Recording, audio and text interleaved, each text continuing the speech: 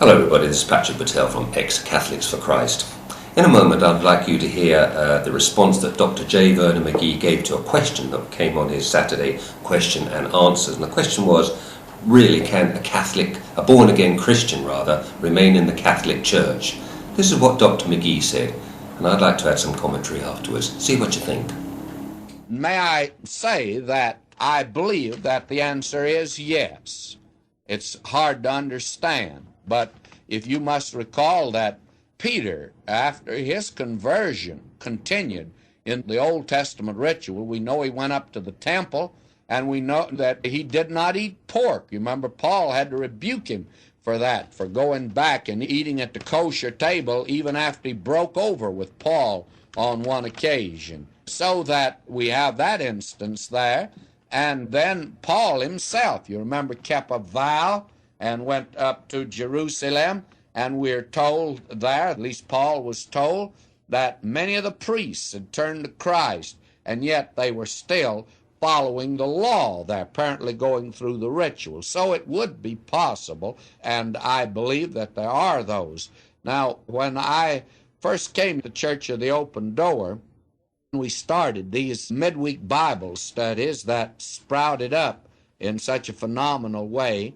A lawyer here in Los Angeles told me that he knew of a Roman Catholic priest from the East who came out here and was attending our midweek services. He came out on vacation every year, took off his collar that's buttoned in the back and his other garb, and dressed like any other normal human being while he came into our services. And that took place here for 2 or 3 years. Now, whether it's still going on, I do not know, because I never did know the man. He did not want himself naturally identified. And this lawyer knew him. Apparently, he'd come out himself of Romanism. And he knew this man. And he said this, he had talked with him, that the man's position was, I can't do anything else today. I've been trained this way. I may be able to bear a witness and testimony. I will continue to go through the ritual and all that, although he was trusting the Lord Jesus Christ as his personal Savior. Now, you may want to criticize that man. That was my first reaction, was to be very critical of him, that he ought to come out and all that sort of thing.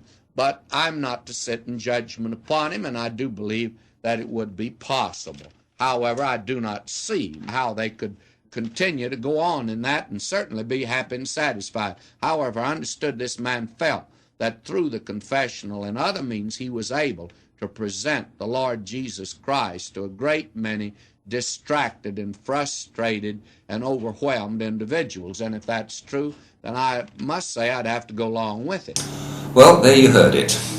I'd like to break this up into 2 parts. The first part is that Dr. McGee says a very lukewarm, I suppose, yes. And he quotes the apostles of the early church going along to the synagogue quite regularly, it seems, to observe Jewish rituals. But the thing is, Catholics don't observe the Mass as a ritual that they go through. It's a sacrifice. The sacrifice of the Mass, as many Catholics call it, and they go voluntarily. In fact, many Catholics I knew went to Mass every day, and I know because I was one of them. He mentions this priest. We don't know much about this priest, but it seems that there was a lawyer friend of Dr. McGee, and you heard him say it, who told him about this priest who came west and went along to one of Dr. McGee's Tuesday Bible studies. It seemed to be very, very popular. And this priest came along there. Seems he took the collar off and wore mufti, as they say. I don't know if they still say that now, but he took the collar off, sat there with his Bible, and thoroughly enjoyed it. Now, the great thing about this story to me is that the lawyer who told Dr. McGee this said that the man came out of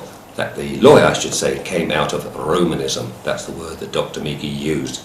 And I suppose by today's standards, the ecumenical mood, that would be seen as a sort of derogatory term to call Catholics. But the man came out of it, and he said he talked to the priest about this. He said that he'd come out of it, and obviously the priest knew something about it. I suspect maybe this priest was a member of this lawyer's family, although we can't say too much about it. But he must have confided in this lawyer. And he says that he stayed in the Catholic Church because it was the only vocation that he was trained for.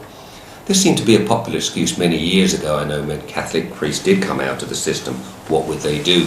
They were only trained in the attributes of the Roman Catholic Church. But a lot of them did, and I knew many of them went into teaching, some even went into insurance and so forth. And I even knew one priest who came out of it and became a common garden postman.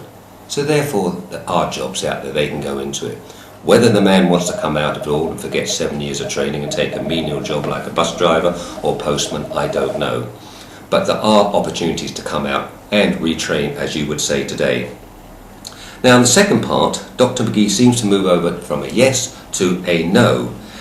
And he says here that the priest apparently said to the lawyer that he would carry on, he says, to explain to his position, to his parishioners, I should say, the saving role of Jesus Christ, and he would do this through the confession. Through the confession, Catholics going to confession, hearing about the saving role of Jesus Christ. This isn't the role of confession at all, it's still a sacrament, of course. The role of confession is that the Catholic go to the confession to a priest, not a deacon, not a nun, but a priest, to confess his or her sins. Obviously, this has nothing to do with the Bible at all, because the Bible says there is only an intermediary between God and man, and that is Jesus Christ. No Catholic priest in a little wooden box by 6 by 3. But this priest was saying that he would stay in the Catholic Church, and it seems to me he had some doubts about some of this, that he would like to come out, but for financial reasons he couldn't. But he felt he was able, through the Catholic Church, to influence his congregation by explaining to them the loving care of Jesus Christ, and he mentions confession. Not sure what he meant by that. We at this ministry would say, you've got to come out. If you're in any religious system, and I'm talking about the Roman Catholic Church, because I was in it, my son was in it, and so forth, you have to come out of it. Indeed, in Revelation 18:4, the mighty angel in the book of Revelation says, come out of it now, my people, come out of it.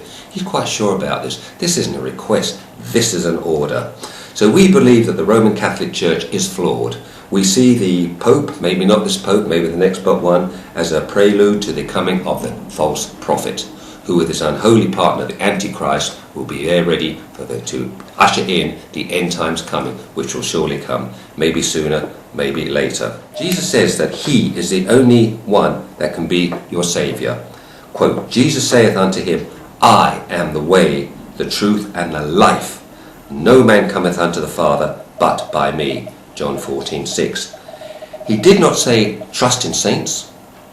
He did not say trust in popes or bishops or monsignors or even parish priests. And he did not say trust in his mother. In Acts 4:12, the Apostle Peter says, neither is there salvation in any other, for there is none other name under heaven given among men whereby we must be saved. Very important there. Jesus says again, faith in him is the only kind that can save you. Again in John 3:36, he that believeth on the Son hath everlasting life, and he that believeth not the Son shall not see life, but the wrath of God abideth on him. Jesus does not say here special sacrifices or good works, and by that I mean the Mass, were needed to help to save you. They can't do anything for you. So my advice would have been to that priest, get out of it, get yourself a job. We don't believe in paid ministry in this ministry anyway.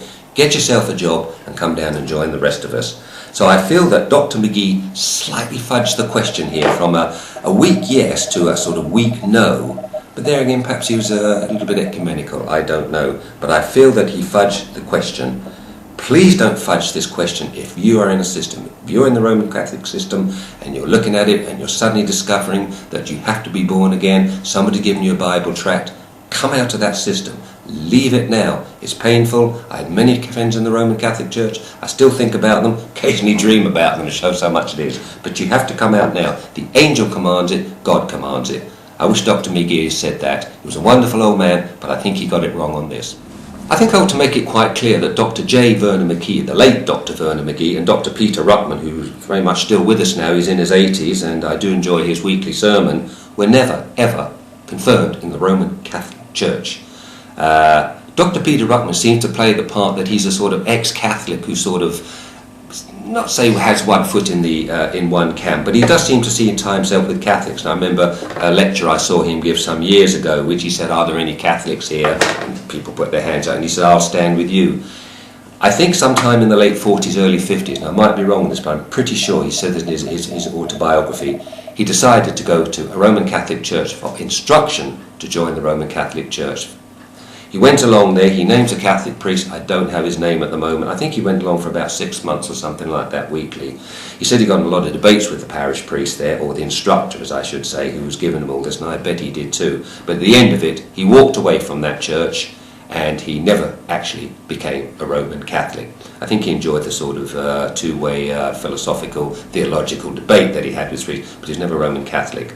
I was a Roman Catholic. My son was a Roman Catholic. We had priests in the family who were certainly Roman Catholic, and they were ordained and so forth.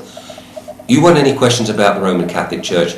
Don't ask Dr. McGee. He's long gone now. But don't ask Peter Ruckman. You come to us. We can tell you a lot about the Roman Catholic Church. So much of it is still to be talked about and so forth. So Ruckman and McGee, you were never Roman Catholics. My son James and I were. I just wanted to make this clear for the record. No offence meant, I hope none have been taken. I'm a great admirer of Dr. Ruckman, but you were never a Roman Catholic, Dr. Ruckman. And Dr. McGee, I still enjoy your programme 20 years after you died. Until then, from this ministry, good day and Maranatha.